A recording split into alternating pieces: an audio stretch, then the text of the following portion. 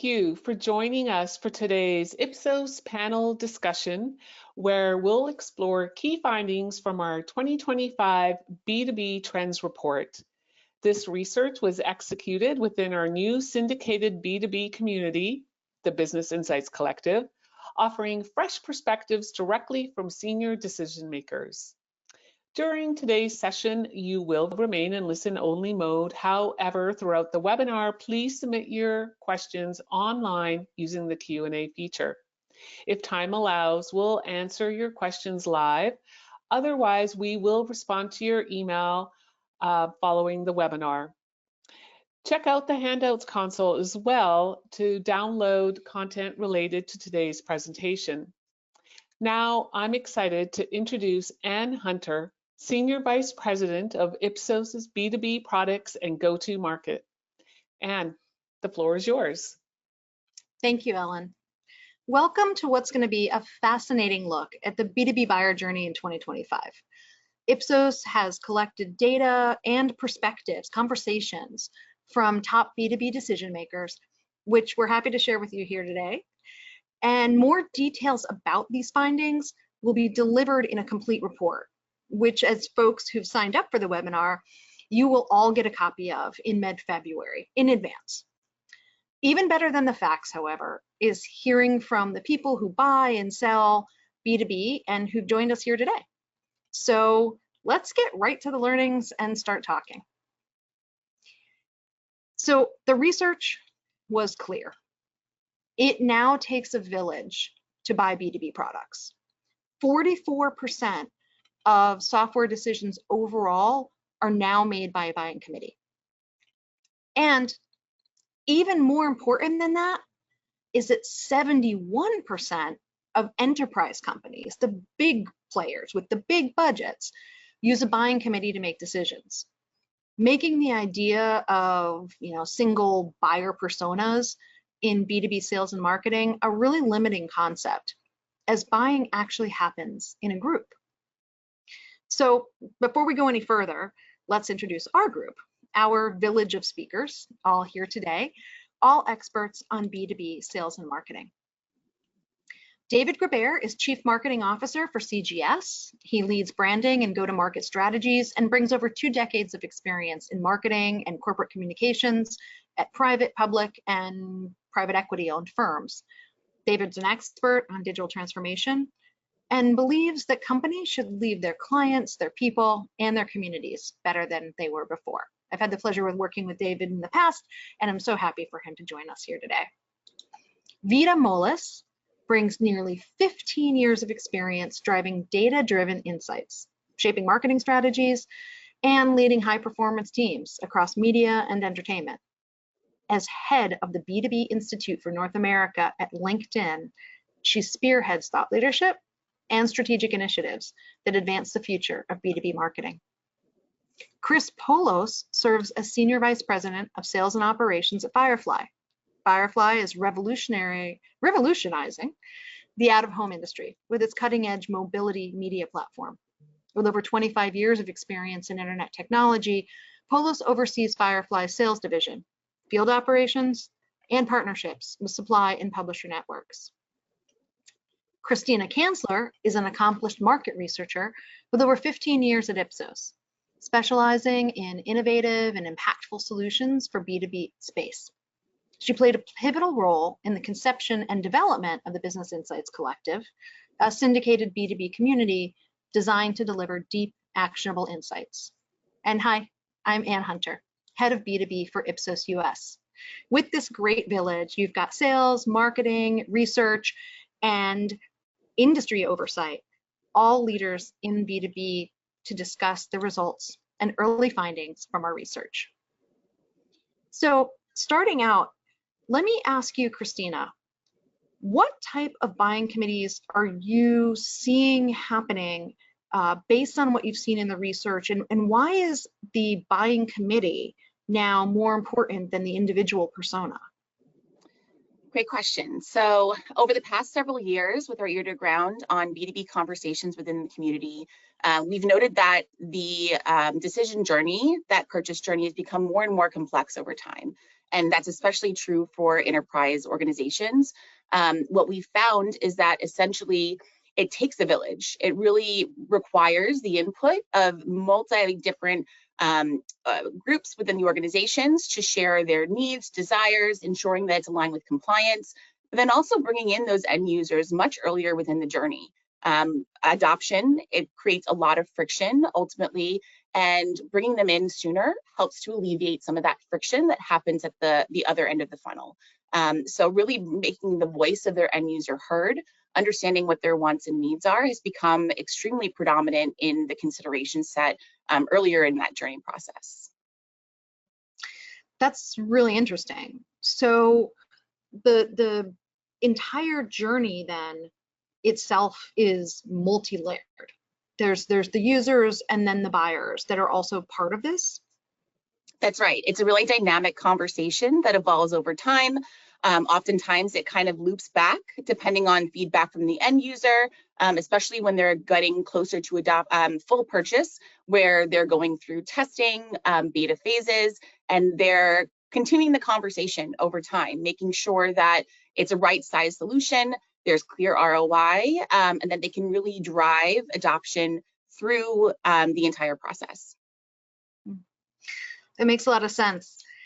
If we look at just one example of what that complexity looks like, we can put that up on the screen. The purchase journey has got all of these different segments in it. I mean, we've got that needs identification happening really early on, all the way to the implementation of the product and that post-implementation review. So there's a lot of different stages. It's not just B2B go-to-market is like go-to-market. You've actually got to get the market to you.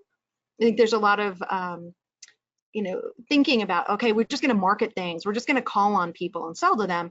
But what we're seeing from the research is that it's not just about getting that first opportunity. It's really continuing that with multiple stakeholders throughout that journey. So Chris, let me ask you, as a seller, how do you see the varied players in a buying committee, both within a given company or maybe with some of their partners, impact the decisions that get made to bring in a new vendor?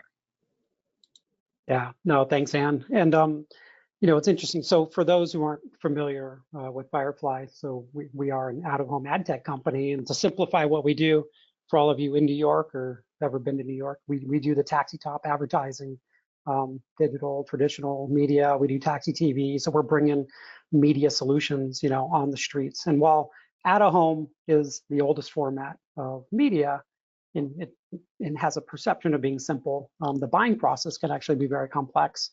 Obviously, at the end of the day, like it's a brand, we're representing brands and bringing the brand message out into the streets to reach consumers.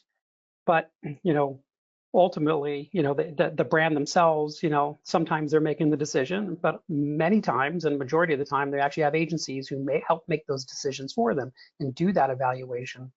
So, and even the agencies have a level of complexity to themselves, right? So you've got the strategists, you got planners, you got the creative side of the agency who can make or break, a campaign and help set the direction.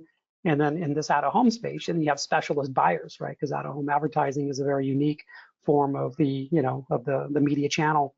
So, the entire value chain is involved, and it's our job here as sellers to educate everybody and we demonstrate our value, and ultimately, hopefully, we get to be made part of the final plan to help make that campaign successful. That sounds really like it has a second level of complexity, because you've got the internal teams, but you also then have other companies that have to be mapped as well into the process. Do you see that growing, or are there other stakeholders outside of companies? Maybe this is for anybody. Other stakeholders outside of companies that people are thinking about, I need to not just influence the people buying, but the influencers of the people buying. Yeah, I mean, for what we do, I mean, certainly even inside a company, right? You've got it's not just a VP of marketing. They have their whole team, and so everyone is influencing the decision. The agencies got their layers of influence, the marketers got their layers of influence, and I'll tell you, even friends and family, influence those decisions too, right? Based on their experience. So we had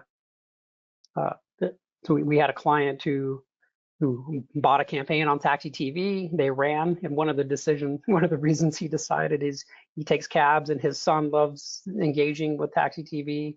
He watches it, and the father watches it, and he heard from his friends, that when they're in cabs, they watch it, and so that all sort of helps push the decision, along to be included in that execution.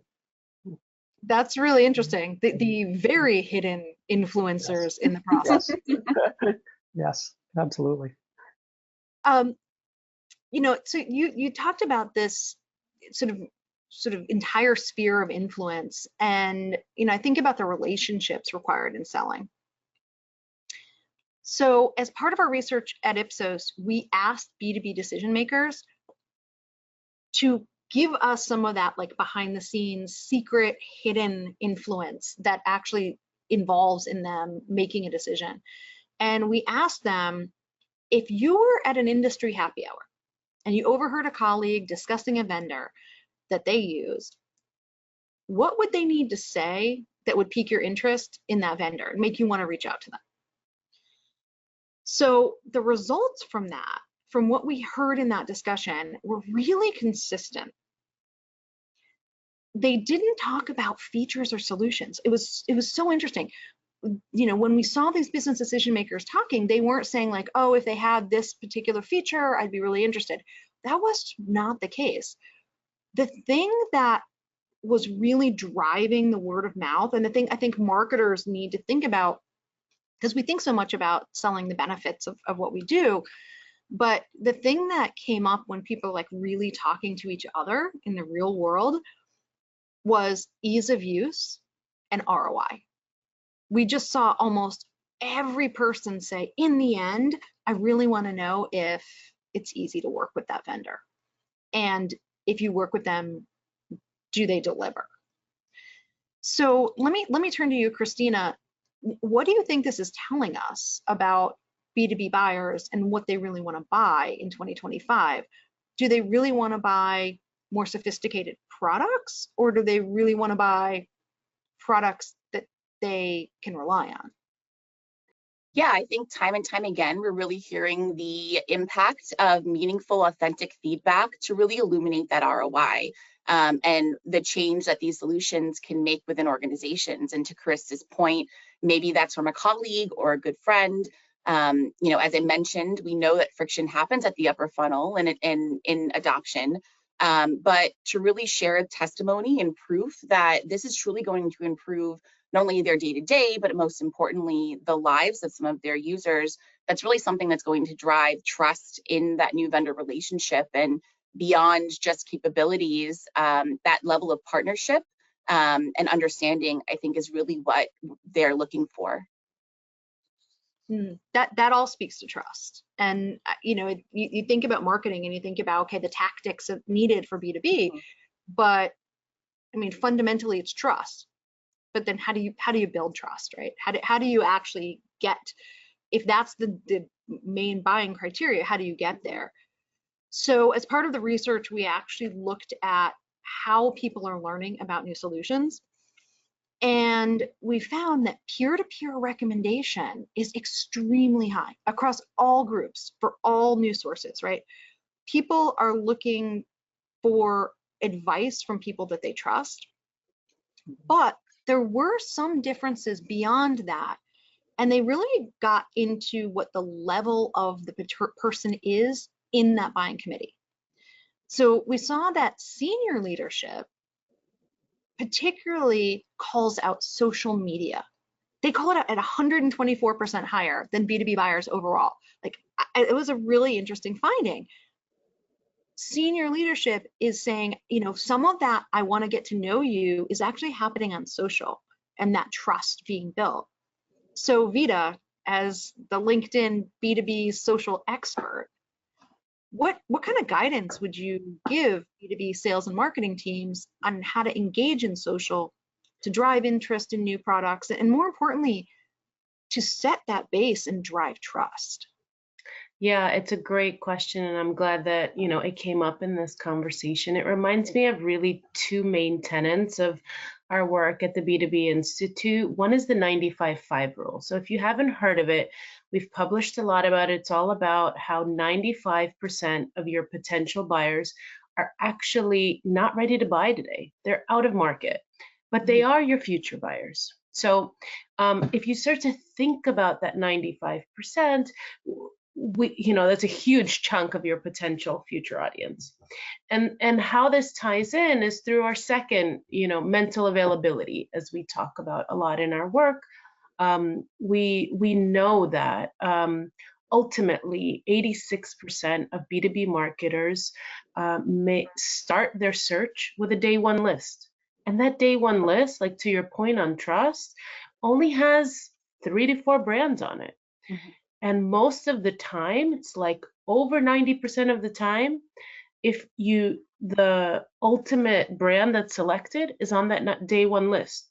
So the trust and the relationship that you're referencing becomes super important, and social is certainly a way to drive that connection. It's incredibly helpful. It's something that people can do tactically, is really dive into social, particularly with seniors, it sounds like right now. So now let's look at what buyers say is most influential once you've kind of gotten into that short list in choosing the solutions.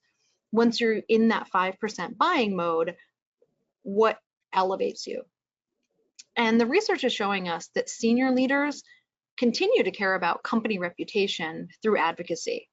That just never stops when you're talking to the senior relationship as part of the village. But senior leaders are also looking at, interestingly, the quality of the salesperson helping them through the process. They want those relationships. It goes from like company trust down to the salesperson trust. And there's a variety of ways, whether they want to see their demos led by the salesperson. They want the sales support. They want those presentations. They want that trust to like narrow. But it's still for senior leaders about that trust. But it's different for mid-level people. Mid-level people are looking for tactical proof that the solution will meet their needs. And they want to be more hands-on. They want those case studies. They want proof of concept opportunities. They want the deeper education materials. And they want to get their hands on the demos. They want to self-pace it because they want to make sure this is actually going to meet their needs.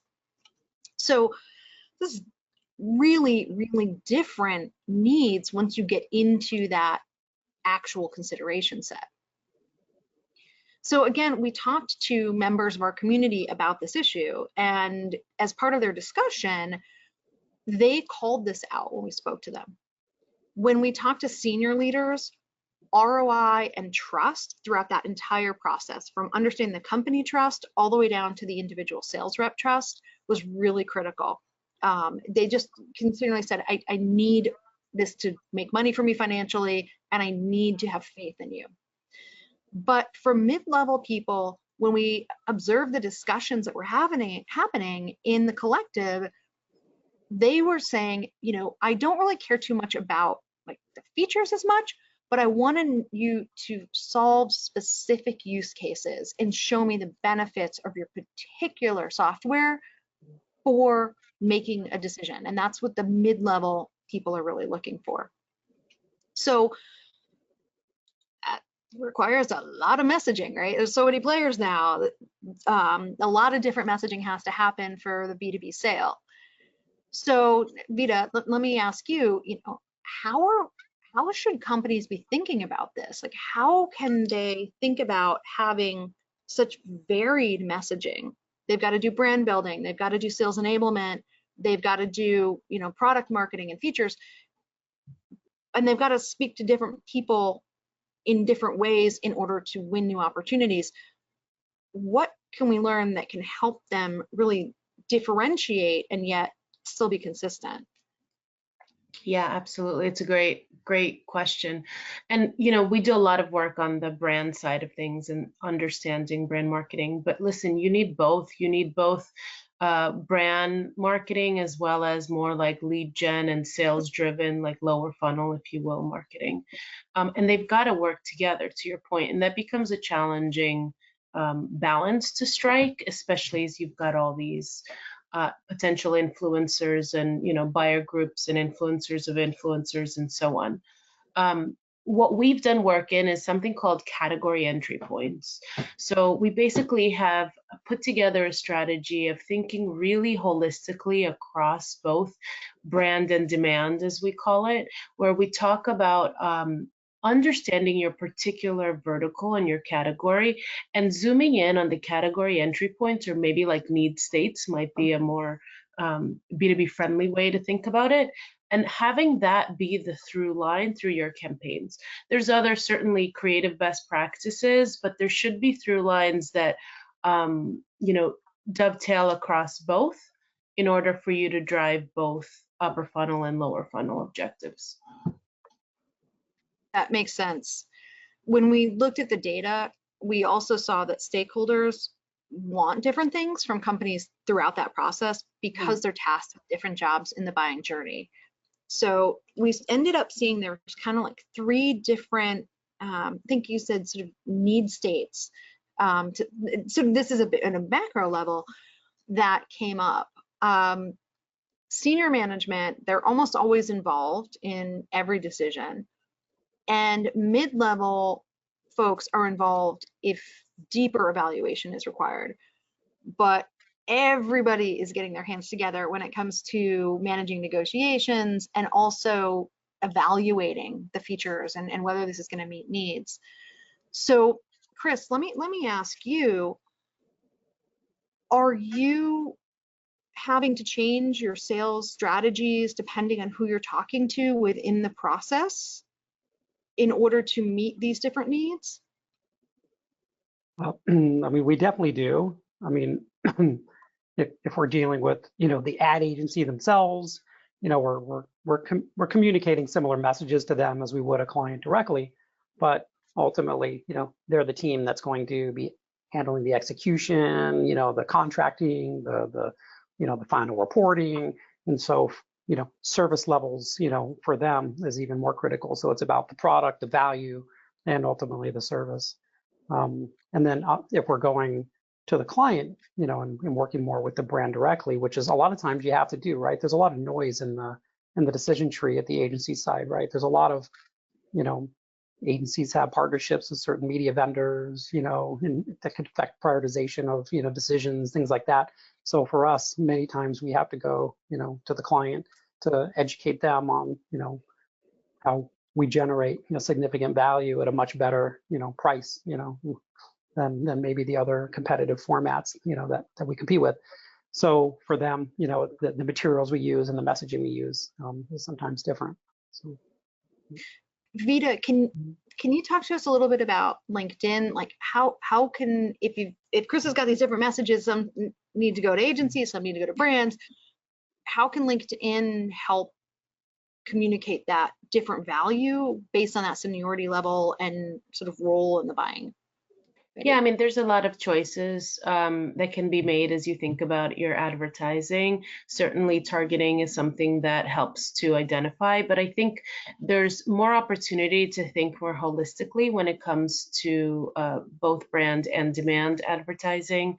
As we think about, you know, the influencers or creators that are coming to the table, they're also able to bring a different type of message, if you will, to their audiences that's more relevant and you know, impactful in their terms. So that's just another, I would say, consideration when you think about marketing on social. I mean, our sales team, and certainly the sales teams in this industry, are very heavy LinkedIn users, as you can imagine, constantly posting campaigns, expressing the value of what we've executed, and then hopefully that speaks to, you know, a lot of our connections are agencies, and you know, we try to get those connections with the brands directly so they can see our work firsthand and, you know, maintain that ongoing reminder and connection. Yeah. It makes total sense when there's a B2B platform, that you can do that kind of targeting on. So let's switch gears then to talk about another tactic for reaching buyers, one that came up in some of the pre-questions that you, the attendees, sent in, and that's email. We heard from many of you asking in advance of this session, what about email? Is it still a useful tactic for reaching buyers in the journey? And the results were mixed. Cold email can work with mid-level buyers if the features are really unique and it's showing them, something that they can use to actually solve a business pain point. But newsletters, more of that high strategic view, are much better to reach senior decision makers. And we also found that when it comes to cold calls, nobody likes them. So adding value before asking for the meeting, sort of getting that value in there through email can be helpful, but it seems it's really about knowing who you're reaching and the type of value to be provided. So Chris, as a seller, is cold email or email, how are you using that this year? Yeah, we have both national sellers and local regional, so they're both using it a little bit differently, but everyone on the team does cold emails. I mean, especially when 80 to 90% of our business comes through agencies, and we do want to make sure we break through the noise and get the clients and the brands, to understand our value proposition. So a lot of that cold outreach is related to brands directly. And so we've got a whole process set up here where, we identify the right names, and put them into where the cold outreach will get started. And there's actually an automated follow-up process with a whole series of messages. So, and it's actually very effective. And we've got some sales reps which, are touching base with 100, 200 contacts, on a regular basis. And it's been very successful. I mean, it's been very successful. And I can tell you, I mean, from firsthand experience, actually, it always comes down to like a need, right? I mean, if you're hitting someone at that time of need, then you're going to get a great response. And, I actually responded to a cold email that I knew was an automated message, the same way that some of our team uses. But it hit me at the right moment. We had a specific client need, and the message came in, and it kind of matched up with it. And so I responded, and so we have a new relationship. So it can work. That's great. So email is not dead, but you gotta do it right. No, we just moved offices. We needed new real estate. A year ago, I got a cold email from a broker. It's caught me at the right time. It had the right message in there. They were very responsive. That, to me, the big thing is responsiveness. It wasn't overly pushy. Just got me what I needed, and he generated a nice commission from finding us a new space. Well, that actually proves the point. You're a senior VP, and it's about the relationship with the sales rep. Giving you that responsiveness is what then took that tactic to become a strategic part of the sales process. So really interesting. So as we start to wind down, before we end and then get to questions, because we will be answering questions from the chat. So if you haven't put any in and there's something you want to know, this is a good time. Round robin. Start with you, Christina. What is your #1 tip for fellow B2B leaders in 2025? I think I really just need to emphasize the importance of those relationships and connections. I think using our human lens and understanding with empathy that, support and that level of connection is always going to be so core and foundational to building these meaningful relationships, I think is never going to be a moot point in really strategically thinking about how you do that intentionally. Great. Vita? I mean, I would have to say it's the 95-5 rule. Like, I know we're in a space where targeting is really important, but I kind of want to challenge folks to think about broadening of their set, given how big the buying, committees are becoming, and the influential role that folks inside the company and outside the company can play, as Chris, you sort of spoke to. I mean, we have even seen data on LinkedIn where 40% of users are changing jobs, companies, or industries. So you don't know who your decision makers really are. So broaden that set that you're thinking about when you are doing marketing online. Great. Chris. Yeah, listen, ultimately there is no one, one size fits all solution, right? I mean, it's you've got to use cold outreach, you got to use, email, social marketing, social media, in person. I mean, there's nothing that can replace meeting people in person, going to conferences and building those relationships and building that trust. And it all goes together. It's the way, a media mix model works, right? You're going to hit people on TV, online, social. Your sales, the way you sell B2B should follow a similar path, right? Get out there, meet people face to face, follow them, they follow you, you build the trust, and ultimately it should yield success. So. That's great. Well, thank you for your guidance. And now let's see what the audience is interested in hearing from the group. So we will start with, what role does AI play in the new B2B buyer journey? Christina, do you want to take that? Yeah, so I think that it definitely is going to change the landscape and has continued to do so. So I think as we think about the impact that AI can make, it certainly can be an aid as we think about curating these personas, thinking strategically about how we curate to each one of them. I think it's going to really emphasize the importance also of the human connection. To Chris's point, a lot of times we're getting canned responses or canned emails. And so when you do get something that's authentic, it really does cut through. So while AI is going to be an excellent tool to utilize as we think about strategy moving forward, I do think that human connection is still going to require the level of attention that perhaps an AI tool cannot meet. So just something to think about. Okay, helpful. The next question I see is, was the research focused only on the software category, or were other categories covered as well? So for this research, we focused on software because it is probably the largest B2B category, but a lot of the learnings were very similar. Chris, you're selling media on taxi tops, and so it's very similar learnings that can be applied to most B2B sales. This concept of the buyer committee, the procurement relationships, we saw pretty common. But we can go and look at different parts of the B2B experience, whether that's a different industry or different roles, by doing additional research with the Business Insights Collective. So that's something anyone can do if they want to dive into a new area. Another question that we have is for Vida. Why are senior leaders specifically, so that why is that sort of really sophisticated strategic role so focused on social? Yeah, I mean, I think it goes back to brand. I mean, the importance of brand and senior leaders really focusing on that.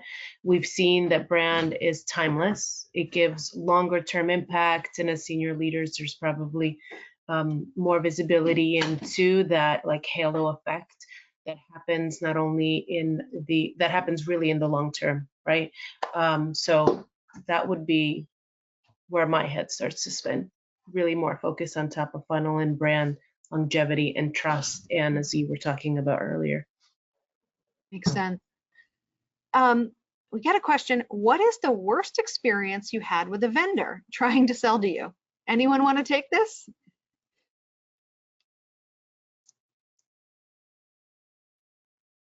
Okay, I'm going to give you mine. I'll go, Ann. So I think the two things that drive me nuts when vendors are trying to come in and sell is, one, trying to sell me a product that I already sell myself. Now, Ipsos is a market research company. We help B2B companies understand their target audiences, and we help them research so they can make great messaging and great products and all that, and it's really awesome. And I will get a lot of vendors coming in and saying hi, we want to help you. And I'm like, you didn't even do the basic amount of research on me. And that's really frustrating. The other thing that drives me nuts is when they get too personal. like someone's like trying to find, pictures back from when I had MySpace or something, and trying to like, oh, your child is in kindergarten. And I'm like, no, my child's now in grad school, but that's really not like, what does this have to do with the business conversation? I want to do my job. You want to help me? That's awesome. But let's not talk about crayons. So yeah, those are my two. Chris, you have something. No, I think you hit it. I think too personal too soon. I've had that, and it's could be a little creepy. And then I had someone who reached out, we set up a meeting and they just didn't show up. That may not be the worst one in the world, but it was definitely not an effective way of earning business if you don't show up to the meeting and then expected, to reschedule later. So yeah, wasting time. Yeah. That's huge. That's huge. It just does not build trust. Vida or Christina, any things you would tell B2B sales and marketers to avoid? I think the spamming, if I've, already kind of shared that perhaps this solution isn't a good fit or something that we don't need, hearing from you again doesn't necessarily change that conversation, especially if it's 2 or 3 times. I think that feels like it is mood, it's missing the point, and, read the room. Yeah, just to flip that question a little bit, like I think what's worked really well is where vendors are approaching me thinking about the partnership, right? Like what can I bring to the table? What can they bring to the table? What does an ideal partnership really look like based on who we are as professionals, certainly, and totally agree with what you've shared and what everyone else has shared. But I think like a message that's focused on that shared partnership, I think what tends to be most effective. Yeah, absolutely. So we did get another question around the Business Insights Collective itself. Where did this data come from? So Christina, can you explain what the Business Insights Collective is? Yeah, absolutely. So we've applied our B2B expertise and community, as well as our operational excellence, to really bring to life this exciting product to the market. And that's our B2B syndicated community. I think oftentimes we heard time and time again that sample was a hurdle and a barrier in understanding and getting those insights, and being able to do that in an agile way. And so this solution really helps overcome a lot of those challenges.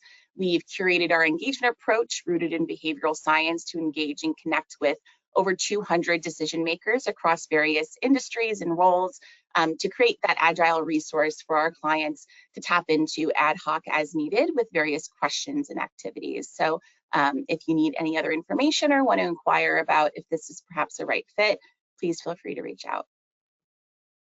It's really exciting. It actually goes to one more pet peeve I have, is when people spend so much money, and I wonder, Chris and Vida, if you guys feel this particularly from a media perspective. They spend so much money on media and all this strategy, and then the creative is flat, or maybe even worse, because they didn't actually go get real customer feedback on either developing the creative strategy or actually reviewing the actual messaging and reviewing the actual collateral and ads. And then they say, oh, the media didn't work.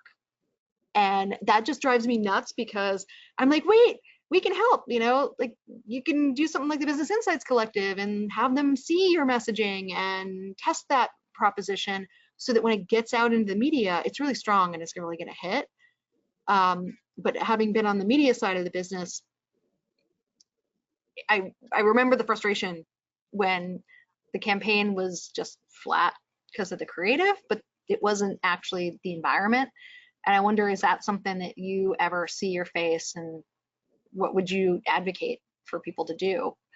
Yeah, so agree with this point. I think we've seen lots of research for decades around how creative makes up 50% of or that percentage roughly, right? Half of our impact and campaigns are driven by the effectiveness of the creative itself. So, having distinct assets is really important. And I'm sure we could do a whole nother webinar on what the best practices are for creative, but, short answer, absolutely.